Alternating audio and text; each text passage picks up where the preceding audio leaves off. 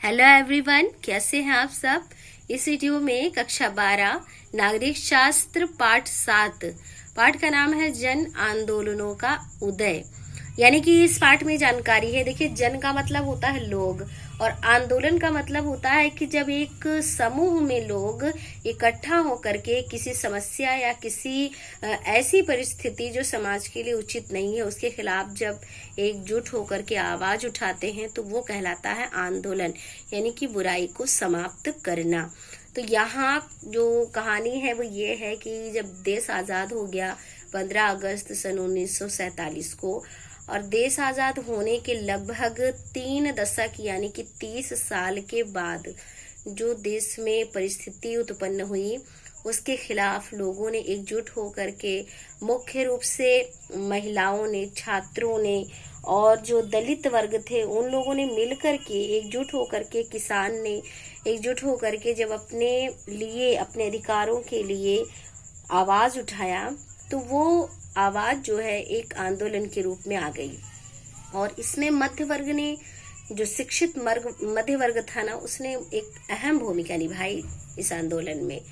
तो यहाँ जो है जब आज़ादी के लगभग, वही देखिए 1970 ईस्वी के बाद समाज की कुछ ऐसी परिस्थितियां थीं जो खास तौर से विभेद की प्रक्रिया, यानी कि जो है लिंग में देखा जाए तो भेदभाव स्त्रीलिंग और पुल्लिंग में, जैसे कि स्त्रियों को महत्व ना देना या स्त्रियों के लिए तमाम समस्याएं थी, गरीबों के लिए तमाम समस्याएं थी, किसानों के लिए। तो एक तरह से देखा जाए तो मजदूरों ने, किसानों ने, छात्रों ने, महिलाओं ने एकजुट होकर के समाज में जो समस्याएं थी उसके खिलाफ जो आवाज उठाया, वो सारी जानकारी इस पाठ में है कि जन आंदोलन कैसे शुरू हुआ और कौन कौन से आंदोलन किन किन स्थानों पर हुए। ये सारा डिटेल जो है वो पाठ 7 में है। देखिए, लोकतंत्रात्मक शासन व्यवस्था में जब जनता सरकार को, शासक को चुनती है तो चुनने का अधिकार, सरकार को चुनने का अधिकार जनता को है। और यदि जनता को कोई समस्या होगी तो वो एकजुट होकर के अपने अधिकारों को पाने के लिए आवाज उठाएगी। और इसी तरह से 1970 के बाद भारत में जो लोग एकत्रित होकर के तमाम अलग अलग स्थानों पर, एक नहीं तमाम अनेक समस्याएं थी और उसके खिलाफ जो आवाज उठाए गए उनकी, देखिए अगर हम उद्देश्य की बात करें तो जो आंदोलन हुए थे जनता के, लोगों के, वो जो राजनीति में जो समस्याएं थी, जो प्रॉब्लम्स थे, उनको दूर करने के लिए की गई थी।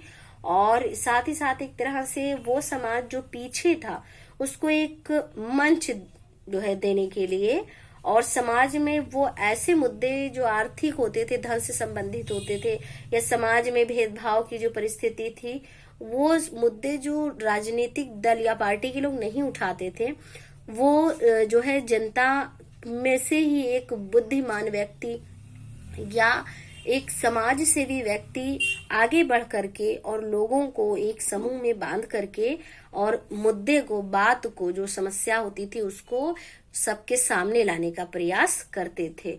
एक से प्रारंभ होता था जो बात और एक से अनेक जुड़ जाते थे और इस तरह से पूरे देश भर में जो समस्या होती थी वो सबके सामने आंदोलन के कारण जो है स्पष्ट हो जाती थी या आ जाती थी, और उसके बाद फिर सरकार को उस पर जो है ध्यान देना पड़ता था और इसी कारण जो है जन आंदोलन किए जा रहे थे। अगर इसके हम जो है पक्ष में देखें, तर्क अगर हम इसका रखें कि जो आंदोलन होते थे क्या वो सही थे, तो देखिए आंदोलन का जो मेन जो होता था, मुद्दा जो होता था वो ये होता था कि न्याय, लोगों को न्याय दिलाने के लिए जो समस्याएं उत्पन्न हुई थी उनको खत्म करने के लिए आंदोलन किए जा रहे थे। लेकिन अगर हम विपक्ष की बात देखें तो वो लोग जो आंदोलन की आलोचना करते हैं, बुराई करते हैं, कमी निकालते हैं, उनका ये मानना है कि जनता जब अत्यधिक ज्यादा से ज्यादा आंदोलन करती है तो उससे सरकार के जो काम होते हैं उनमें बाधा आती है, लोकतंत्र जो है वो कमजोर पड़ने लगता है। दूसरी तरफ ऐसा भी है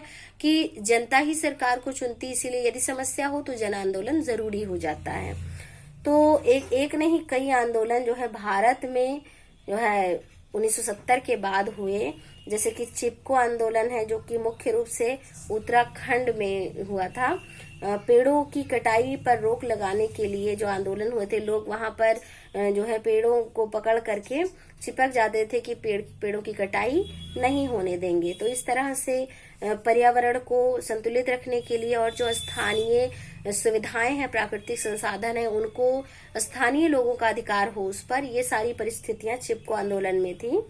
और उसके बाद देखिए ताड़ी विरोध आंदोलन हुआ यहाँ आंध्र प्रदेश में जो ताड़ी था ना, ताड़ी एक नशा का पेय पदार्थ होता है, और जब पुरुष पी करके और महिलाओं पर अत्याचार करते थे तो महिलाओं ने एकजुट होकर के ताड़ी के खिलाफ आंदोलन किया। और यह आंदोलन जो ताड़ी के बनाने वाले लोग होते थे और सरकार के खिलाफ, दोनों के खिलाफ था। क्योंकि देखिए आप लोग को पता ही है कि सरकार की कमाई का जो साधन होता है वो टैक्स होता है, और नशे के पदार्थ पर सबसे ज्यादा टैक्स मिलता है सरकार को। तो इसीलिए जो ताड़ी विरोध आंदोलन हुआ था आंध्र प्रदेश में, महिलाओं ने जो आंदोलन किया था, ये सरकार और जो ताड़ी निर्माता जो बनाने वाले लोग थे उनके खिलाफ मुख्य रूप से ये आंदोलन था, ताड़ी विरोध आंदोलन। नर्मदा बचाओ आंदोलन भी इसी दौरान हुआ, और इसमें जो है अगर देखा जाए तो गुजरात में जो सरदार सरोवर और जो मध्य प्रदेश में नर्मदा सागर बांध है, वहां पर दो बहुत बड़ी बहुउद्देशीय परियोजना का निर्धारण किया गया था। और वहां पर लोगों ने इस मुद्दे को उठाया कि इस बांध के बनने से काफी लोगों को नुकसान जो है होगा। एक तरफ देखिए फायदा भी था कि लोगों को पानी, सिंचाई, बिजली जैसी सुविधाएं मिलेंगी, लेकिन दूसरी तरफ ये था कि इस बांध के बनने से लगभग 2,50,000 लोगों को अपनी जो वहां जो है बांध निर्माण वाले मार्ग स्थान पर जो मकान है, जो झोपड़ियां हैं, वो सब नष्ट हो जाएंगी। इस तरह से लोगों को अपना स्थान छोड़ना पड़ेगा। तो इस तरह से लोगों ने नर्मदा बचाओ आंदोलन चलाया।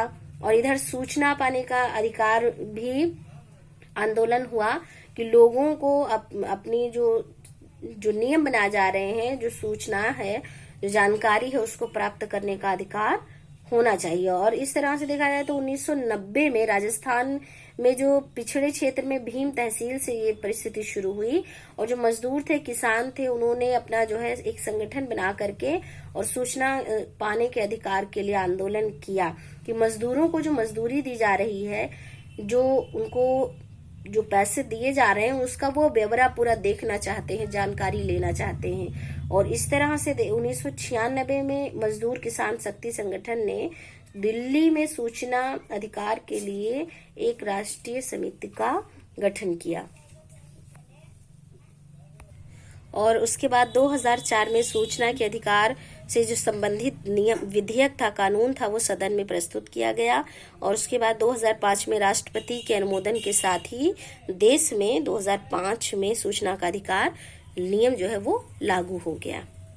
तो देश में एक नहीं तमाम आंदोलन हुए, तमाम स्वयंसेवी जो संगठन थे उन्होंने भी अधिकारों को, लोगों के, मजदूरों के, किसानों के, महिलाओं के अधिकारों के हक की बात की। और दलित पैंथर्स का गठन हुआ, भारतीय किसान यूनियन का गठन किया गया, नेशनल फिश वर्कर्स फोरम का गठन हुआ। तो ये तमाम जो है आंदोलन हुए, तमाम संगठन बनाए गए लोगों को उनके अधिकार देने के लिए। ये सारा डिटेल जो है पार्ट 7 में है। और इसी पार्ट से संबंधित यहाँ कुछ प्रश्न हैं, जैसे कि पहला प्रश्न है चिपको आंदोलन कहाँ से शुरू हुआ था? तो चिपको आंदोलन उत्तराखंड से शुरू हुआ था। और अगला प्रश्न है चिपको आंदोलन के बारे में निम्नलिखित में से कौन सा कथन गलत है? तो यहाँ 4 ऑप्शन है। यह पेड़ों की कटाई को रोकने के लिए चला एक पर्यावरण आंदोलन था, ये कथन क्या है? सही है। और दूसरा है इस आंदोलन ने पारिस्थितिकी और आर्थिक शोषण के मामले उठाए थे, ये भी सही है। तीसरा है यह महिलाओं द्वारा शुरू किया गया शराब विरोधी आंदोलन था, तो ये गलत है।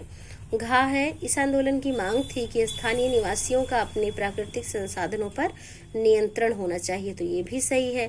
तो यहाँ जो गा है ना, ये गलत है। तो इसको आप उत्तर इस तरह से टिक भी जो है लगा सकते हैं, या उत्तर की तरह अलग से लिख करके उत्तर लिख सकते हैं।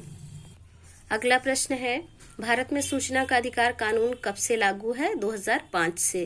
और अगला प्रश्न है नेशनल फिश वर्कर्स फोरम का गठन कहाँ हुआ था? केरल में। और अगला प्रश्न है दलित पैंथर्स का गठन किस राज्य में हुआ था? महाराष्ट्र में।